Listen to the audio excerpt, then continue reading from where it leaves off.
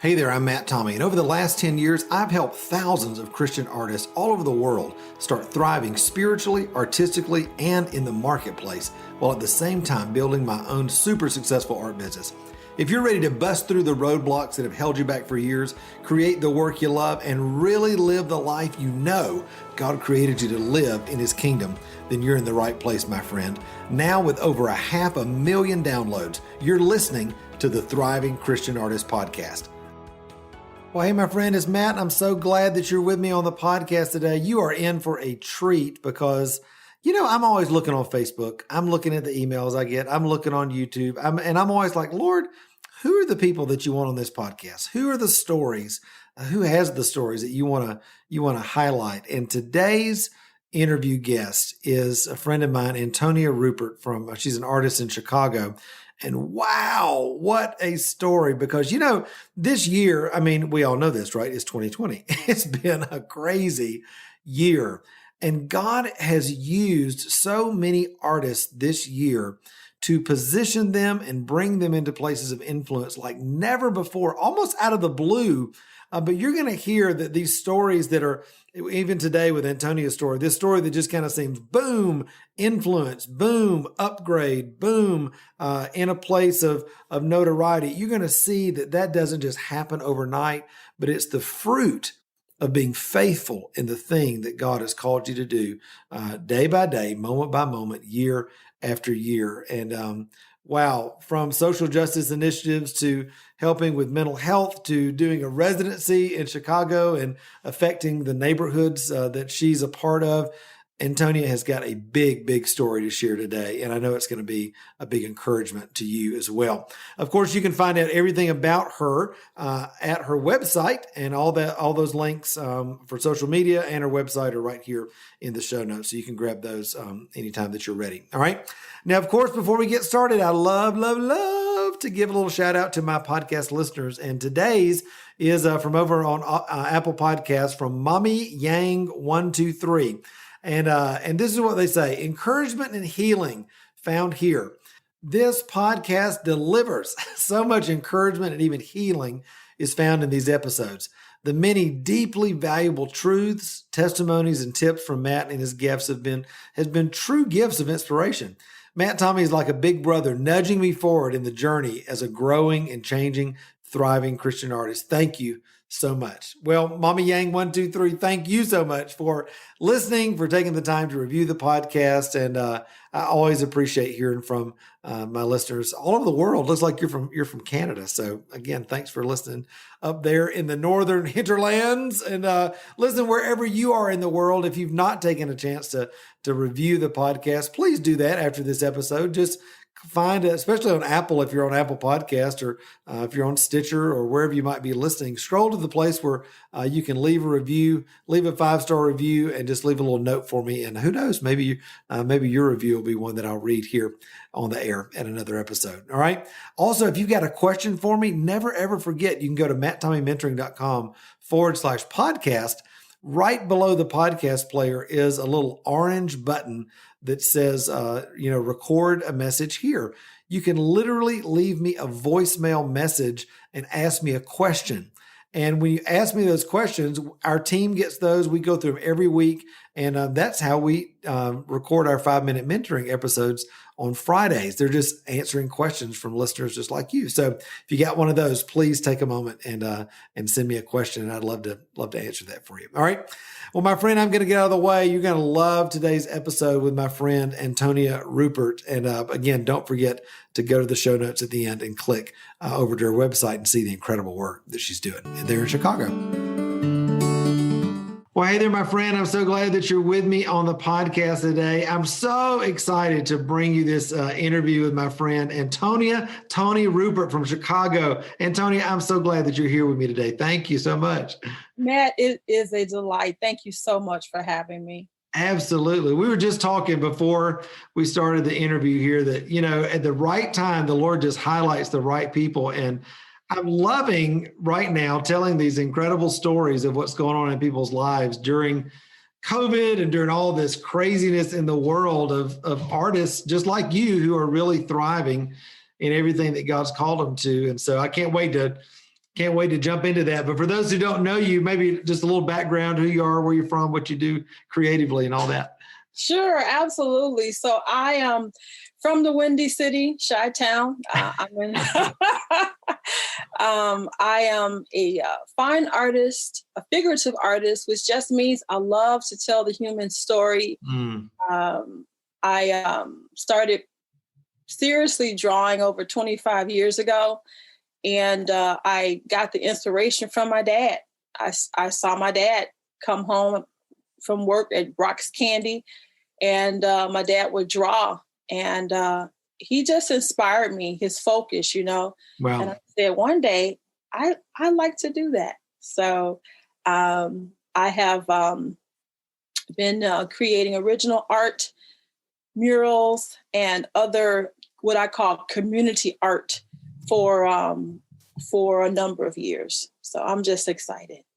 Now, I'm always interested when people have childhood inspiration, because it's one thing to say, I want to do that. It's another thing to actually have maybe a model to follow after, or especially for all of us artists trying to think of doing our creativity as not just a hobby, but as a vocation. So was that something that just was a natural thing for you? You said, yeah, I can make a living as an artist. Or was that something that you had to kind of come to along a journey? I'll tell you, Matt, you know what?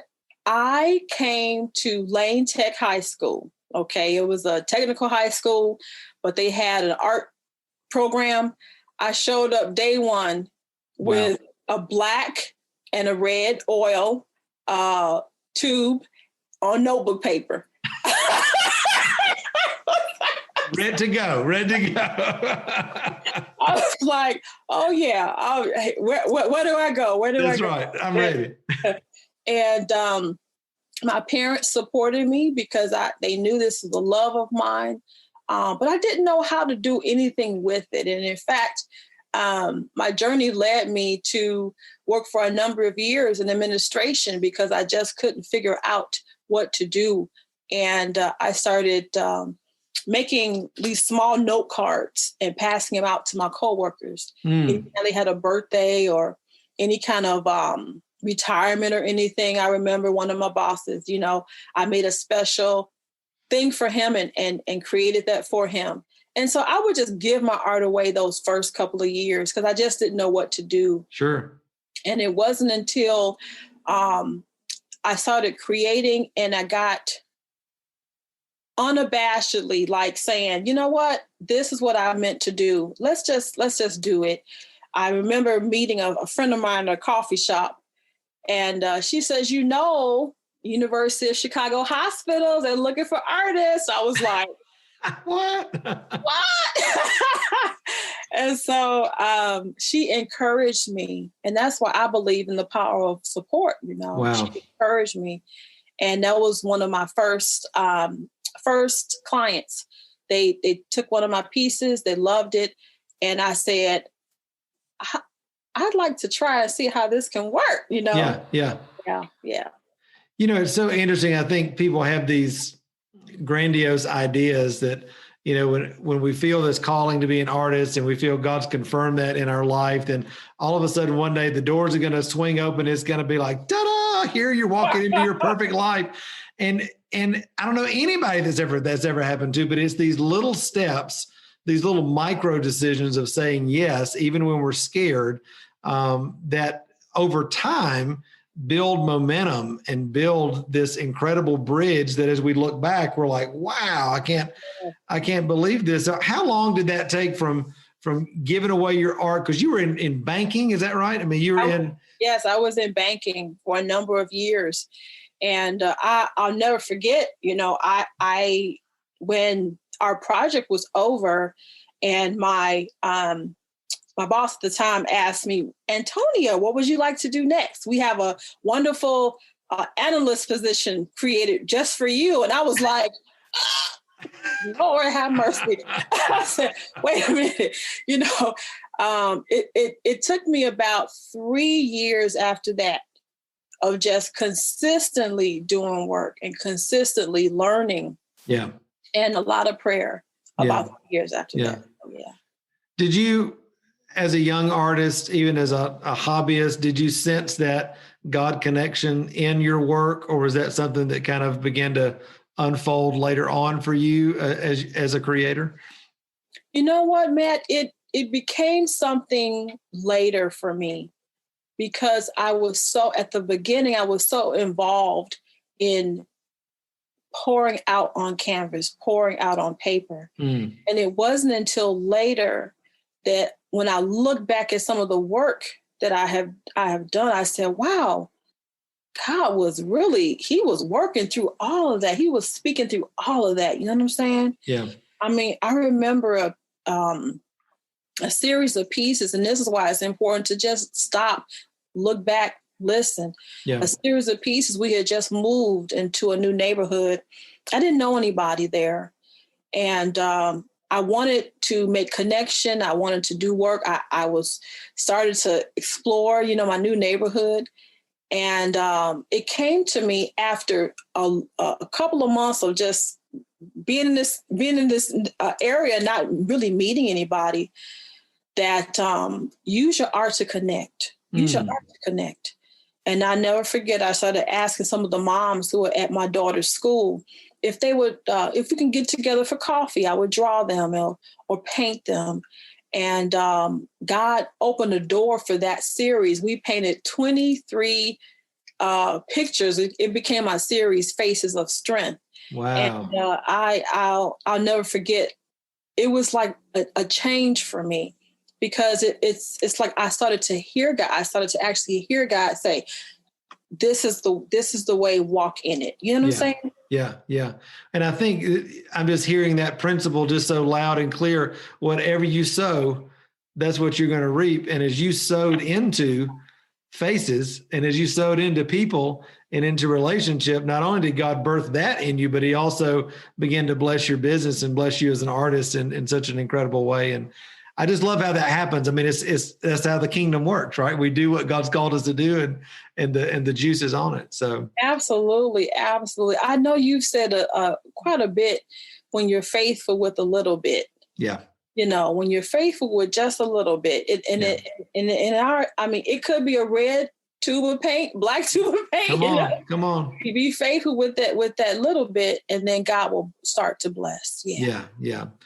Well, if we've ever needed story and we've ever needed hope, this last year, these last couple of years have been a season where we need that, and where so many people, especially artists, have been struggling. How do I make a living? I mean, we've been seeing, it's been interesting, doing what I do as far as mentoring artists. We've seen artists who are having their best year ever during COVID. We've seen artists that are struggling the worst that they've ever struggled during this time. Yes. The thing that I think, and I said this before, just kind of before the interview, but the thing that I love about you and about so many artists I'm getting to interview right now on the podcast is that in this season of real turmoil and chaos and unsettledness, artists who are hearing God's voice, are faithful to what he's called you to, and are willing and ready to pivot, you're experiencing incredible abundance and thriving in your life. And at the same time, God's using you in such incredible ways. And so talk about, some of the things that have gone on this year. I mean, I'm just thinking to myself, the initial thing that I talked to you about was the residency that you've got going on, but you can even roll the tape back further than that. I mean, all the social justice issues that have been going on this year, you're very passionate about mental health and all the other things like that, your city. So how has God used this time of craziness in life to really bring you to a point of, shall we say, for such a time as this?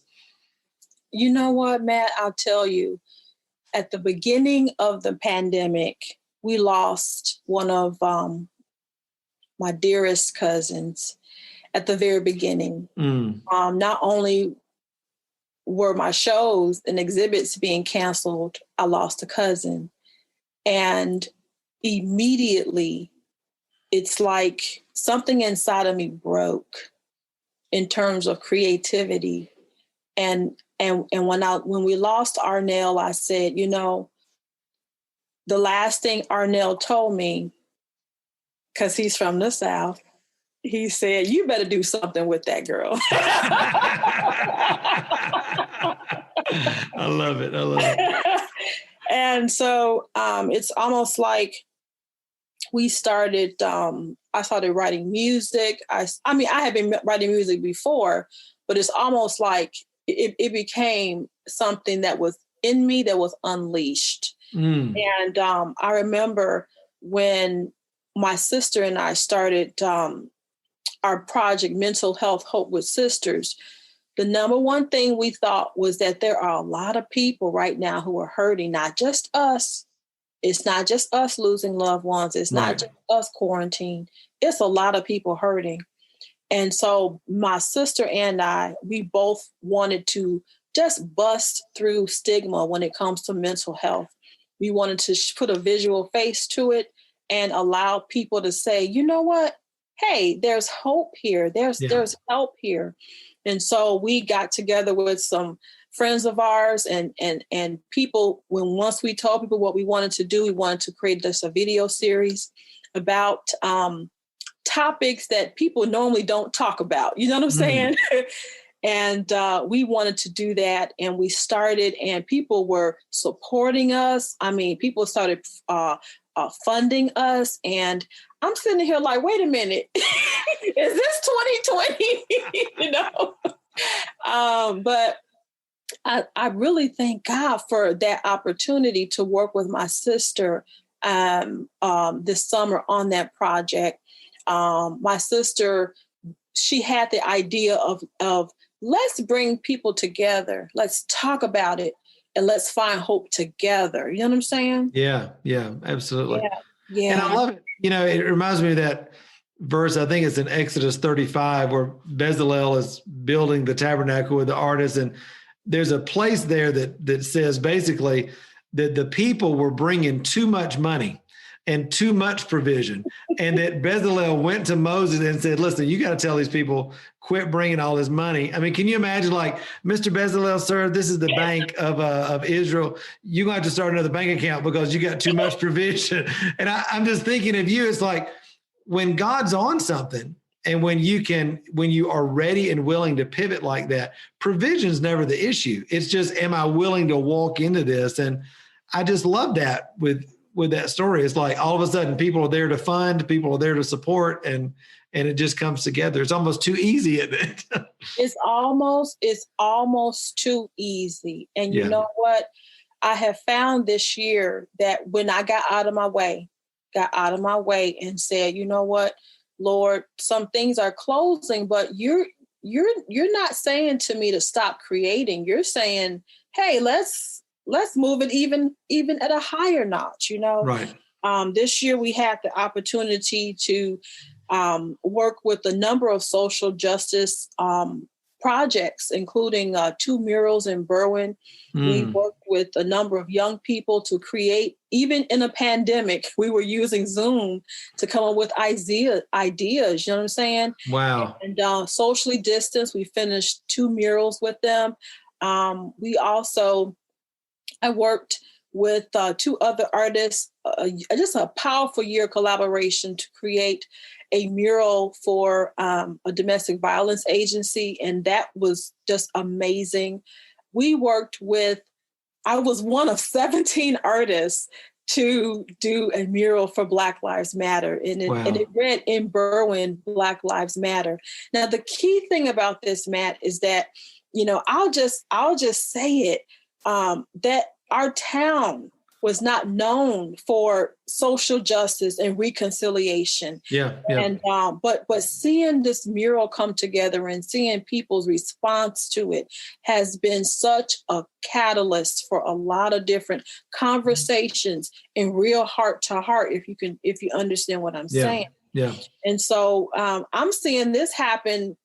You know, this just was unveiled. I think we unveiled that in October, you know? Right. So I'm seeing God do a lot of different things this year that is like totally out of the box. Yeah.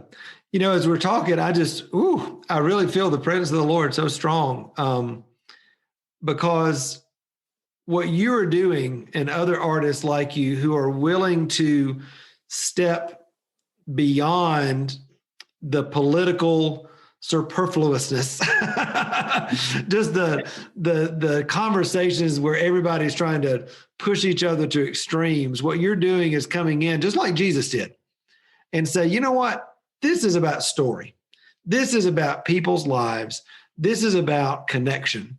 And if we can be used, our lives and the work that we do as conduits for the kingdom of God to be poured out and to be ministers of reconciliation, reconciled so that we can reconcile, transformed that we can be transformers. That to me is the ground of the kingdom. That's the work of the kingdom. And for all of us, it gets overlooked. It's messy. It's not as well funded as it ought to be, all that sort of thing. But it is the important work, I think, of unity and reconciliation in our world. And wow. I mean, do you feel that? I mean, God's pleasure in as you're walking in that, and it's kind of like, no, I'm choosing not to get on your agenda, and I'm choosing not to get on your agenda. I'm on. It's like the angel that came to Gideon. He's like, whose side are you on? He's like, I'm on God's side. That's right. I'm on God's side. How does that work out for you?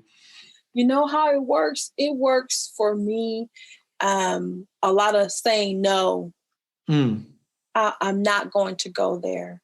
Or, you know what? I love you. Yeah. Regardless, I still love you. Yeah. And that's a kingdom principle. You know what I'm saying?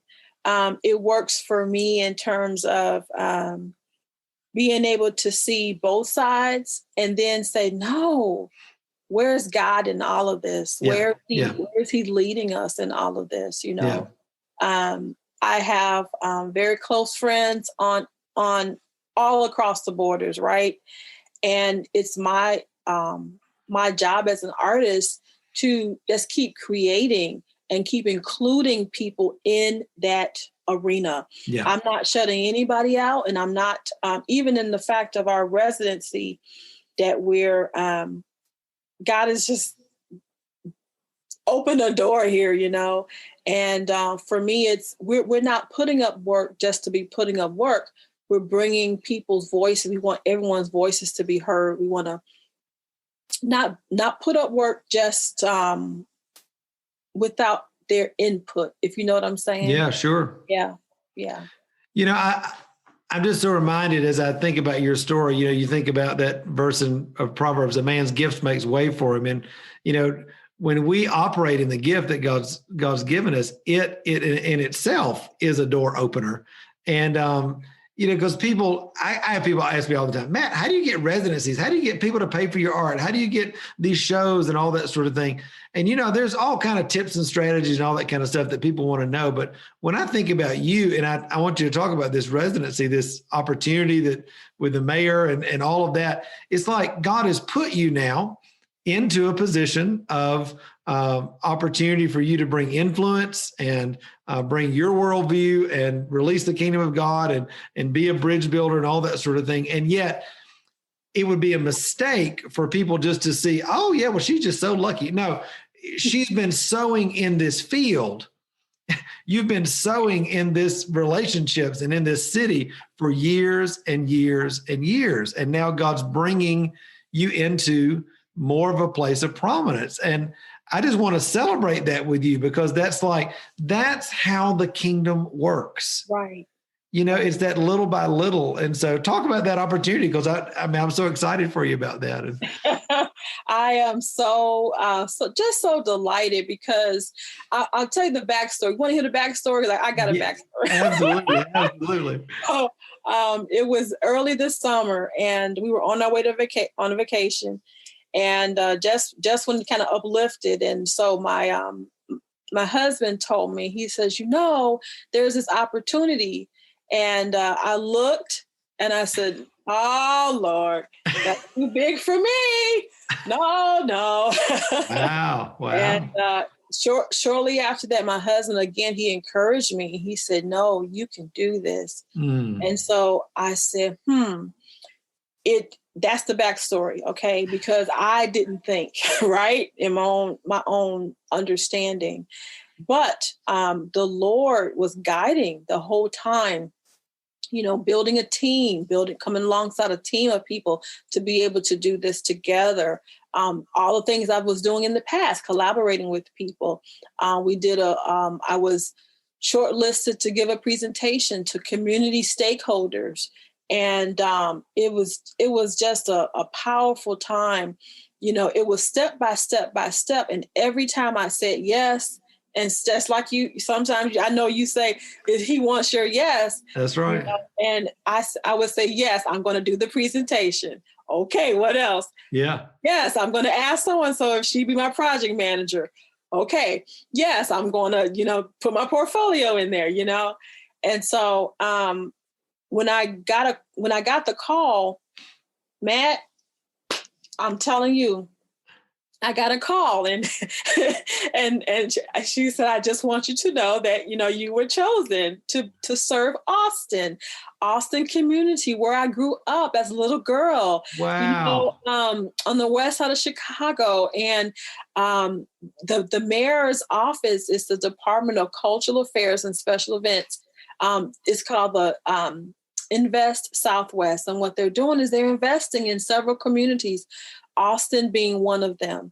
And so to be chosen to have a residency over 1 to 2 years where my team and I will be responsible for the lovely beautification and lovely community building, lovely bridge building in Austin is like incredible. You know what I'm saying? Oh.